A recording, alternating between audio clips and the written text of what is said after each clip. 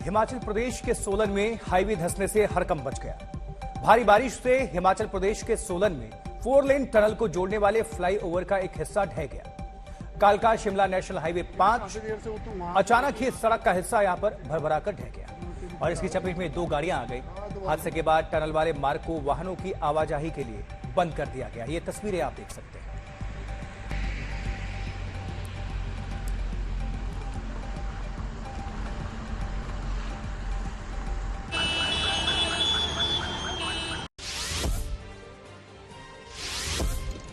बांदा से फतेहपुर जा रही नाव यमुना नदी में डूब गई। नाव में 35 लोग सवार थे। इसमें 17 लोग लापता बताए जा रहे हैं, जबकि 15 लोग तैरकर बाहर आ गए। अब तक 3 शव बरामद हुए हैं। गुरुवार को दोपहर 3 बजे महिलाएं रक्षाबंधन पर राखी बांधने के लिए नाव पर सवार होकर मायके जा रही थी। पानी का तेज बहाव होने से पतवार टूट गई, जिससे नाव अनियंत्रित होकर डूब गई। देश के कई राज्यों में लगातार हो रही बारिश से हालात बिगड़े हुए हैं। जम्मू कश्मीर के रामबन में बादल फट गया, इसमें 2 लोगों की मौत हो गई। लैंडस्लाइड और पत्थर गिरने से नेशनल हाईवे पर वाहनों की आवाजाही थम गई। प्रशासन ने पहले ही तेज बारिश की चेतावनी जारी की थी। हिमाचल में 2 जगहों पर बादल फटने से तबाही बरसी। बागी पुल में बादल फटने के बाद बाढ़ से 20 से अधिक घरों को नुकसान हुआ। कुल्लू के आनी और निरमंड ब्लॉक में बादल फटने की घटनाएं हुई। आनी की देवची पंचायत में बादल फटने के बाद खदेड़ गांव में मकान पर मलबा गिर गया। इसकी चपेट में आकर 60 साल की महिला और 16 साल की बच्ची की मौत हो गई। बाढ़ के कारण आनी और निरमंड का कुल्लू मुख्यालय से संपर्क कट गया है। महाराष्ट्र में बारिश का कहर जारी है। महाराष्ट्र में अभी 4-5 दिन तक बारिश का दौर नहीं थमेगा। मौसम विभाग ने महाराष्ट्र के अलग अलग जिलों में बारिश को लेकर येलो अलर्ट जारी किया है। इसमें पालघर, रत्नागिरी, नासिक, कोल्हापुर, सतारा, अकोला, अमरावती, बुल्ढाना, गोंदिया, चंद्रपुर, नागपुर, वर्धा, वाशिम और यवतमाल शामिल हैं। राजस्थान में पिछले 2 दिनों से जबरदस्त बारिश हो रही है। मौसम विभाग ने 12 अगस्त को अजमेर, अलवर, बांसवाड़ा, भरतपुर, भीलवाड़ा, बूंदी, चित्तौड़गढ़, दौसा और डूंगरपुर समेत 17 जिलों में बारिश का अलर्ट जारी किया है। वहीं मध्य प्रदेश के कई जिलों में अगले 3 से 4 दिन तेज बारिश का अलर्ट है।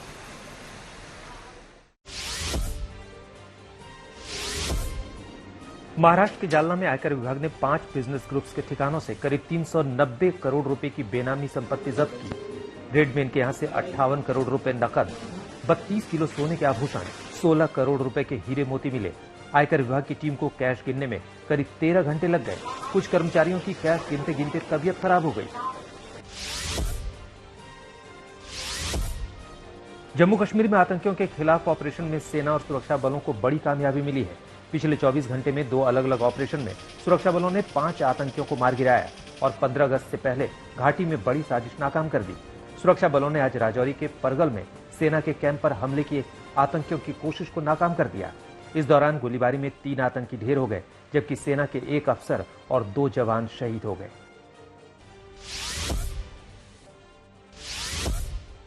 नोएडा के गालीबाज नेता श्रीकांत त्यागी को महिला से बदसलूकी मामले में कोर्ट से राहत नहीं मिली है। सूरजपुर कोर्ट ने उनकी बेल याचिका को खारिज कर दिया है। कोर्ट ने उसे 14 दिन की न्यायिक हिरासत में भेजा था। वहीं गाड़ी पर विधायक के स्टिकर लगाने वाले मामले पर 16 अगस्त को सुनवाई की जाएगी। श्रीकांत त्यागी पर धारा 420, 419, 482 आईपीसी के तहत केस दर्ज है। कॉमेडियन राजू श्रीवास्तव दिल्ली के all India institute of medical sciences hospital में भर्ती है। राजू श्रीवास्तव को हार्ट अटैक के बाद एम्स में एडमिट करवाया गया है, जहां उनकी हालत नाजुक बताई जा रही है। राजू इस वक्त वेंटिलेटर पर हैं और डॉक्टर्स की कड़ी निगरानी में हैं। दिल्ली में संक्रमण के बढ़ते मामलों को देखते हुए पब्लिक प्लेस में मास्क कंपलसरी कर दिया गया है। मास्क नहीं पहनने पर 500 रुपए का जुर्माना लगाया जाएगा। हालांकि प्राइवेट 4 व्हीलर में एक साथ यात्रा करने वाले यात्रियों को जुर्माना नहीं देना पड़ेगा।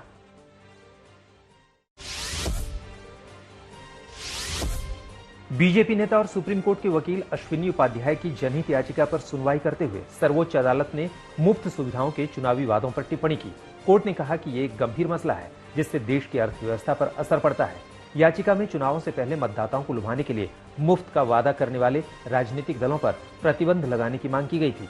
अब इस मामले में अगली सुनवाई 17 अगस्त को होगी।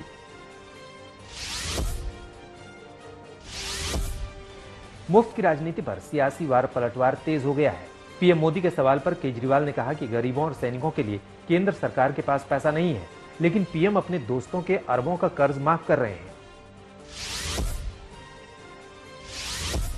टैक्स पेयर के साथ धोखा इससे नहीं होता कि हम उनके बच्चों को अच्छी और फ्री शिक्षा देते हैं। टैक्स पेयर के साथ धोखा इससे नहीं होता कि हम देश के लोगों का फ्री में अच्छा इलाज कराते हैं। टैक्स पेयर के साथ धोखा तब होता है जब अपने दोस्तों के कर्जे माफ करते हैं।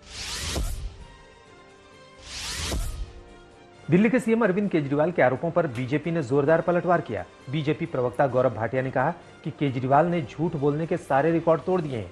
उन्होंने कहा कि आरोप लगाने के बाद वो अपनी जेब में माफी का पर्चा रखते हैं और आसानी से माफी मांग लेते हैं। अगर अरविंद केजरीवाल जी का ट्रैक रिकॉर्ड देखें तो इसी तरह से झूठ बोलते हैं और झूठ पकड़ा जाता है तो एक माफी का लेटर जेब में तैयार होता है। आते हैं, कहते हैं माफ कर दो, गलती हो गई, झूठ निकल गया। बिहार के डिप्टी सीएम बनते ही तेजस्वी यादव को Z+ सुरक्षा दी गई है। उन्होंने जांच एजेंसियों के छापों के सवाल पर कहा कि उन्हें किसी भी एजेंसी से डर नहीं लगता। तेजस्वी यादव ने यहां तक कह दिया कि सीबीआई और ईडी चाहें तो उनके घर पर अपना ऑफिस बना सकती हैं। बिहार में कानून व्यवस्था पर बीजेपी ने नीतीश की नई सरकार के खिलाफ हल्ला बोल दिया। बीजेपी ने शपथ ग्रहण के बाद 2 दिनों में हुए अपराध के आंकड़े गिनाए। केंद्रीय मंत्री नित्यानंद राय ने एक लिस्ट जारी करके बिहार में उन अपराधों की लिस्ट तैयार कर ली है जो नई सरकार में हुए हैं। आसनसोल स्पेशल कोर्ट में टीएमसी नेता अनुव्रत मंडल की पेशी के दौरान बीजेपी और लेफ्ट समर्थकों ने उनके खिलाफ नारेबाजी की। उनकी कार पर चप्पल फेंककर विरोध भी जताया। पश्चिम बंगाल में पशु तस्करी केस में सीबीआई ने टीएमसी नेता अनुव्रत मंडल को गिरफ्तार किया था। अनुव्रत मंडल बीरभूम जिले के टीएमसी अध्यक्ष हैं। सीबीआई की ओर से उन्हें 10 समन भेजे गए थे, लेकिन उसका जवाब नहीं देने पर उनकी गिरफ्तारी हुई। दिल्ली में पीएम मोदी ने छोटी बच्चियों से राखी बंधवाकर रक्षाबंधन का त्योहार मनाया। बच्चियों ने पीएम के साथ सेल्फी भी ली। पीएम मोदी ने बच्चियों के हाथों में तिरंगा थमाकर हर घर तिरंगा अभियान का अनोखे अंदाज में आगाज किया।